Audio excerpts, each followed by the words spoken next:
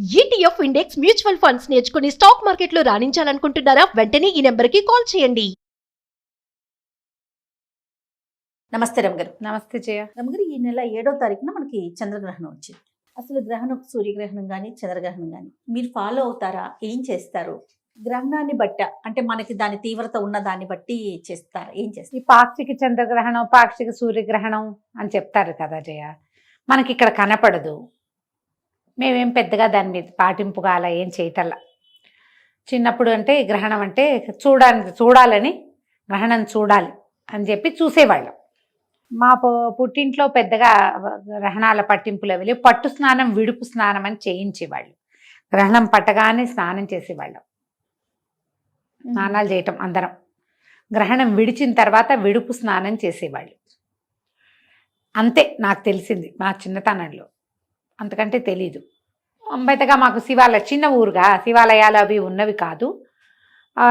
చిన్నప్పుడు 2-3 సార్లు నేను విన్నది ఏంటంటే, చంద్రగ్రహణం మర్నాడు శివాలయంలో విరివిగా అభిషేకాలు చేసుకునేవాళ్ళు. మా కాన్వెంట్కి పక్కనే శివాలయం ఉంది గూడూరులో. ఇవాళ గ్రహణం అయితే మర్నాడు చాలా మంది కనపడేవాళ్ళు అభిషేకాలు చేసుకోవటానికి.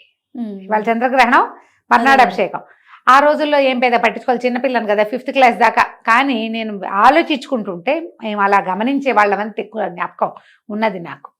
వివాహం అయిన తర్వాత మా అత్తవారింట్లో మంచి గ్రహణం పట్టింపులు ఉన్నాయి. అప్పుడు మా చిన్నప్పుడు ఏం చేసేవాళ్ళు అంటే, దర్భలు వేసేవాళ్ళు సామాన్ల నిండా. ఆవకాయ, మాగాయ, పచ్చళ్ళు, పాలు, పెరుగు, కుండలు, మాకు వెన్న, నెయ్యి పుష్కలంగా ఉండేవి. దర్భ వేసి గ్రహణం అయిన తర్వాత దర్భలు తీసేయటం తెలుసు నాకు.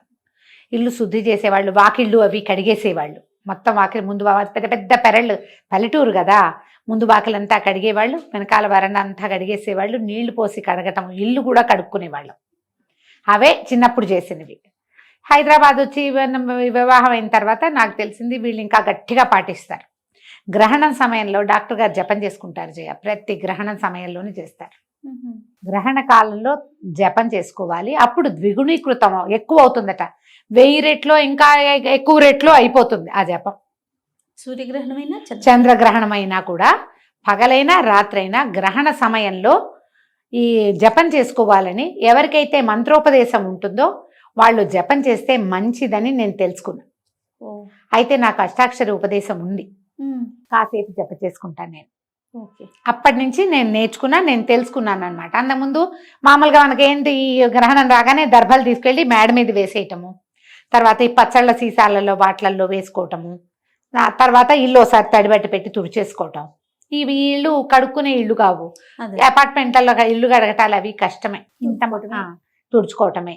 పట్టు స్నానం, విడుపు స్నానం అప్పుడు ఉంది, ఇప్పుడు కూడా ఉంది. గ్రహణం పట్టగానే చిన్నపిల్లలైతే ఈ పట్టు స్నానం చేయలేకపోయినా, కడుపుతో ఉన్నవాళ్ళు, వృద్ధులు, ఆడవాళ్ళు రాత్రిపూట స్నానాలు అవి కొంచెం కష్టం అవుతాయి, తల ఆరదు, ఒళ్ళ బాధలు పడతారు కదా. అందుకని విడుపు స్నానం ఒకటే అయినా చేసుకునేవాళ్ళం. మేము ఇప్పటికీ కూడా అదే విధానం పాటిస్తాము. గ్రహణం పట్టగానే, ఇది ఇప్పుడు పాక్షికాలు ఎక్కడో కనపడతాయి, మనకి కనపడని వాటి ప్రభావం మన గ్రహాల మీద ఉంటుందని పెద్దవాళ్ళు చాలామంది ఇప్పుడు చెప్తున్నారు. ఇది వరకు వినలేదమ్మా. ఇప్పుడు బాగా మనకి సోషల్ మీడియా పెరిగాక చెప్తున్నారు జ్యోతిష పండితులు. వాళ్ళు చెప్పింది వినాలి కదా, మరి మనకు తెలియదు కాబట్టి. పాక్షికం వాటి ప్రభావం మన మీద ఉండదు, ప్రత్యక్షంగా ఉండదు. కానీ మనకి ఇక్కడ గ్రహణం కనపడేది కనుక ఉంటే ఎవరైనా సరే, దీనికి కుల విచక్షణ అలాంటిది ఏం లేదు. వాళ్ళే చేయాలి, వీళ్ళు చేయకూడదు, వీళ్ళకి అక్కర్లేదు, ఏముండదమ్మా, అలా ఉండదు. మనం ఎవరమైనా అవే సూర్యచంద్రుల కింద ఉంటాం మనం, అంతేగా. అవే గ్రహాల ఆధిపత్యంలోనే మన కథలు నడుస్తాయి. ఎందుకంటే గ్రహాల ఆధిపత్యాల వల్లే మనకి సముద్రానికి ఆటుపోట్లు వస్తాయి. పౌర్ణములు, అమావాస్యలు అంటే మనకే వస్తాయా? పాటించే వాళ్ళకైనా, మిగిలిన వాళ్ళకి పౌర్ణమి అమావాస్య కాదా? అవును కదా, అందరికీ సమానమేగా. గ్రహణము అనగానే మనకు ఒక విధానం ఉంది మన దేశంలో. పట్టేటప్పుడు స్నానం, విడుపు స్నానం. పోనీ పట్టు స్నానం చేయకపోతే గ్రహణం విడిచిన తర్వాత, అది అర్ధరాత్రి గనక అయితే తెల్లవారాక తల స్నానం చెయ్యండి. ప్రథమ కర్తవ్యం అదే. తినేసి తిరిగి వచ్చి కాదు, స్నానం చేయటం ఎవరైనా చేయవలసిందే. ఇందులో ఇప్పుడు నేనైతే చెప్పలేను, కానీ పెద్దవాళ్ళందరూ చెప్తారు కదా, ఈ 4 రాసుల మీదకి వచ్చింది, ఈ 5 రాసుల మీద, ఈ 2 రాసుల మీద. ఎవరెవరి రాసుల మీద ఉన్నా ఉండకపోయినా శివాలయ దర్శనం చాలా మంచిది. చంద్ర గ్రహణం అయ్యింది ముందు రోజు, మర్నాడు పొద్దున నెత్తి మీద నీళ్ళు పోసుకోండి, ఏ రోజైనా పర్వాలేదు. నూనె రాసుకుని నెత్తి మీద రుద్దుకోవటం అని కాదు, తల వాష్ చేసుకోండి, షాంపూ చేసేసుకుంటే సరిపోతుంది. శివాలయం పొద్దునో సాయంత్రమో మీ కుదిరికని బట్టి ప్రతి వాళ్ళు శివాలయ దర్శనం చేయవచ్చు, మంచిది. మా శివ దర్శనం మంచిది. ఒకవేళ మనకే ఏదైనా ఉందని మనం వింటే గనక మనకి ఈ సమయంలో అభిషేకాలు చేసుకోవడం లేదా జపం చేయటము లాంటివి ఏం తెలీదు, మీ పేరుతో ఒక శివాలయంలో అభిషేకం చేయించుకుంటే మంచిది. సాధారణంగా ఎవరైనా పాటించగలిగేవే. మనకేం చెప్తారంటే జయ, చంద్రుడు మనఃకారకుడు, మనస్సు మీద చంద్రుడి ప్రభావం ఉంటుంది. సాధారణ విషయం. ఇందులో లాజిక్ కనుక మనం వెళ్ళామంటే ఈ మన చంద్రుడు గ్రహణం పొందినప్పుడు మనకి మానసిక సంతులన పోయేందుకు అవకాశం ఉంది.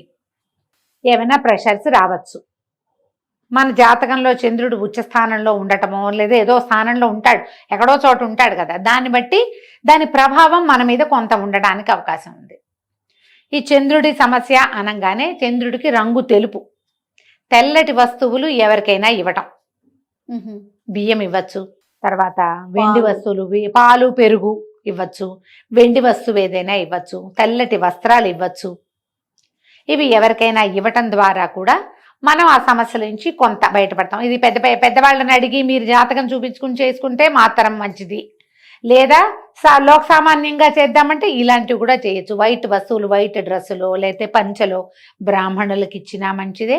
ర్యాండమ్గా ఎవరికైనా పడేటట్టుగా పాతవి కాదు కొత్తవి కొని గనక ఇస్తే మీకు దాని ప్రభావం కొంత తక్కువగా ఉండేందుకు అవకాశం ఉంది. స్నానం చేయటం, మీకు ఏదైనా చిన్న ఉపదేశం ఉన్నా లేదా మీరు దైవభక్తి పరులు రోజువారీ ఏదో కృష్ణారామ అనుకునే అలవాటు ఉంటే గనక మనం ఆ సమయంలో కూర్చుని ఏదైనా చదువుకోవచ్చు.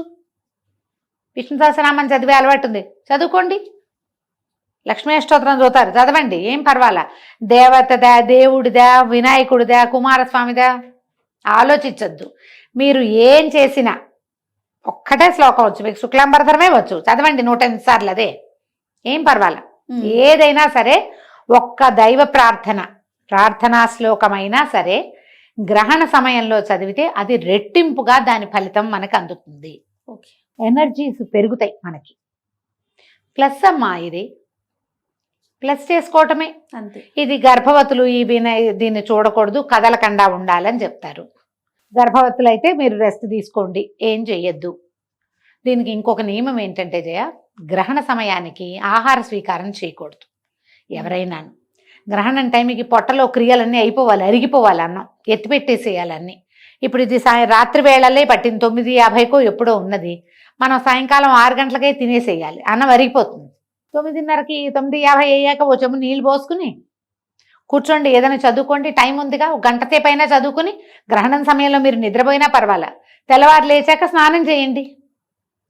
1:30 దాకా పట్టి ఉంది గ్రహణము, అంత మటుకు మెలకుగా ఉండి జపం చేసుకోగలిగే అలవాటు ఉన్న వాళ్ళు వాళ్ళ దారిని వాళ్ళకి మనం చెప్పక్కర్లేదు.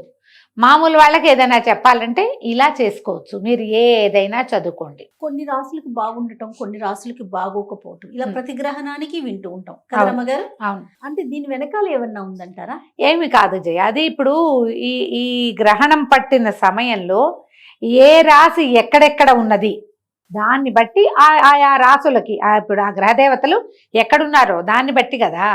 అప్పుడు ఈ గ్రహాలకి మంచిది కాదు, వీళ్ళు కొంచెం జాగ్రత్త పడాలంటే ఏం చేస్తాం, గ్రహణాన్ని ఆపలేం కదా, చూడకుండా ఉంటే పోదు.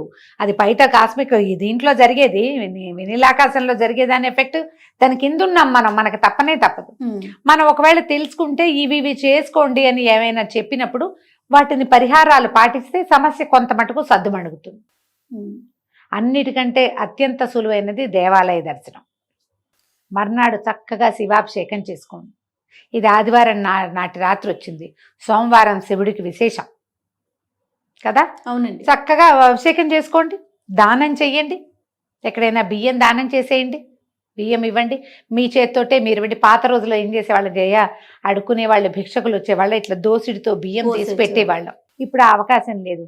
చక్కగా ఒక కవర్ ప్యాక్ చేయండి, ఒక 4-5 కవర్లు ఎవరికైనా చేతిలో పెట్టండి. అన్నం వండుకుంటారు కదా. మీ కర్మ పరిపక్వం అయిపోతుంది, వాళ్ళు తినేస్తారు, వాళ్ళకి అరిగిపోతుంది.